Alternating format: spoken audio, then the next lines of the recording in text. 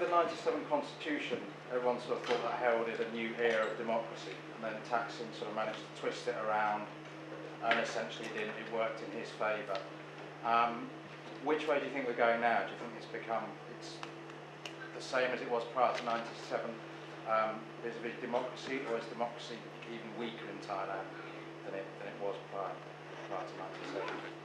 So is democracy weaker now than it was in 1997? And previous question was, how representative are Giles's views of the other red shirts? I'd just like to say that I don't think the polarisation of Thai society is a particularly beneficial thing for the stability of the nation. Thai democracy has been faltering at best. Thailand isn't Western Europe. It's not at the same level of democratic development as Western Europe.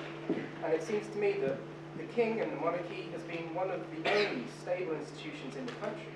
Anybody else? Yes, yeah, I have a question about sufficiency economy. I understood differently.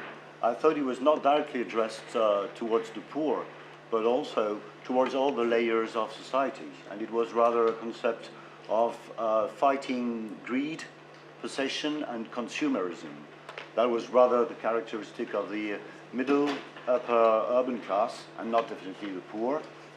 And I also understood that it came from an old Buddhist concept which teaches people to possess things in a more right, measurable way. Yes. Okay. Thanks for the talk. How to ensure that the situation that change happens for the king commander, even maybe some third party they get to get rid of the taxation by just raise the king and monarchy. But actually, maybe the king he disagrees with this happening. Yeah. So how complicit is the king in this? You criticised in your book, and you also proposed that the Thailand's democracy should take the route of the way England has been in some respects. And you also accused that that Thailand, yes, the military has been putting the country down the barrel of a gun for the past years, yes, but hasn't England been doing that for the past 100 years as well? Okay, that was a good question. Yes, you have got one. What do you think would happen in the transition period between the current monarch and the next one? Democracy now in Thailand, I think, has gone backwards to the point which is similar to after the 6th of October. It isn't quite the same, but it's similar.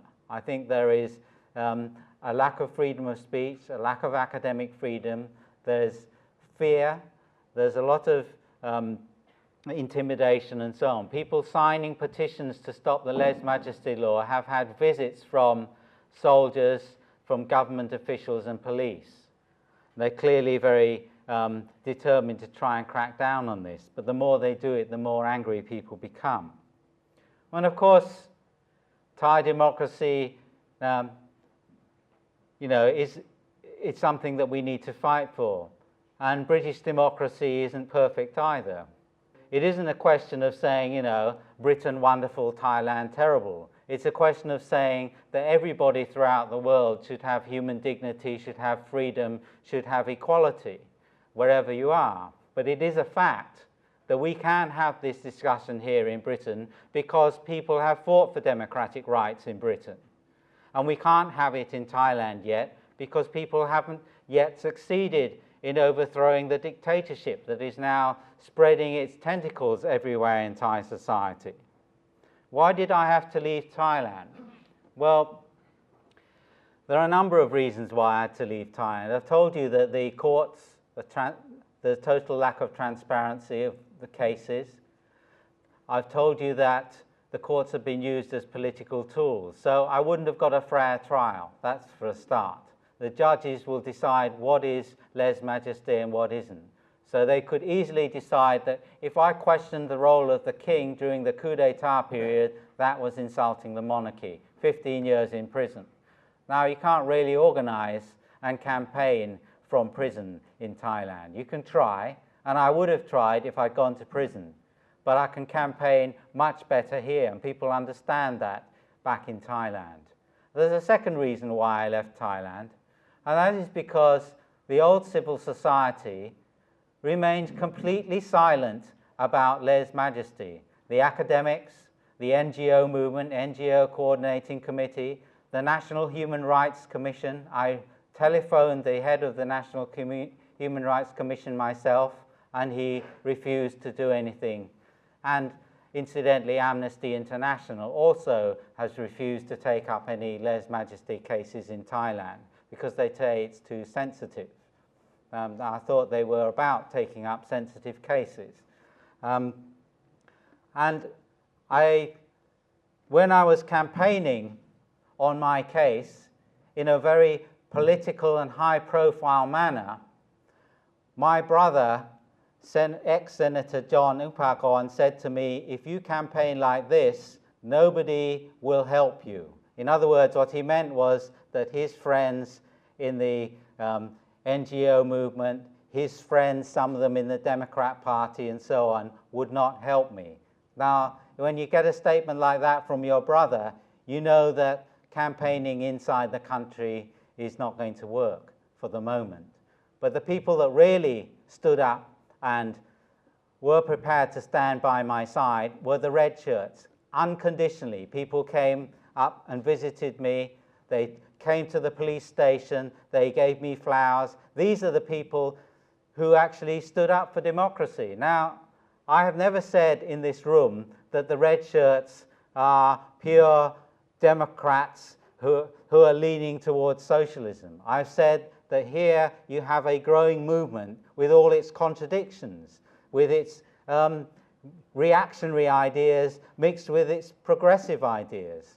And it's actually our job, if we want to see a better Thailand, to stand and move with these people, to try and make suggestions, to try and be part of leading this movement towards a more progressive movement. And that's why I stand with the red shirts unconditionally as well. Was the sufficiency economy against greed? Well, on paper it might be, but some of the most greedy people in Thailand live in palaces. So I can't see how it can be against greed. I mean, it's easy to say, don't be greedy, but I'm going to rake in more and more money. It's easy to hear government officials saying they're using the sufficiency economy and they've got 3 or 4 different salaries. It may be on paper say it's against greediness, but it doesn't have any effect on the rich. And that's why it really is about an ideology against the poor. It also claims legitimacy from Buddhism. But Buddhism also, like most religions, is a double-edged sword. You can find teachings in Buddhism that say that people shouldn't oppress other people. People shouldn't exploit other people.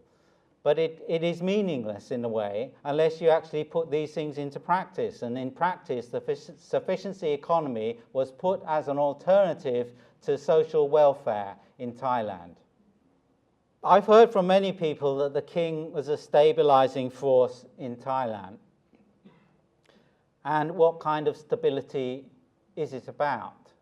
It is the stability of the ruling elite to exploit and to murder and to oppress the Thai population. That's what stability is about. That's what it means when you're talking about national security. It's also very funny to hear statements about the king being the stabilizing force in Thailand, because I seem to remember that Thailand has had a whole string of coups d'etats. I seem to remember that Thailand was split down the middle in the 1970s, and there were a number of bloodbaths that took place with the blessing, I may say, of the king. But let's forget the past. How about today? Last December, on the 4th of December, when the king always gives his speech, at a time of deep social crisis in Thailand, the king of Thailand, for the first time, cancelled his speech, claiming he had a sore throat. Well, somebody else could have read the speech for him. The next day, he was at a yachting tournament. His sore throat had got a lot better. So where was the king performing his duty as a constitutional monarch?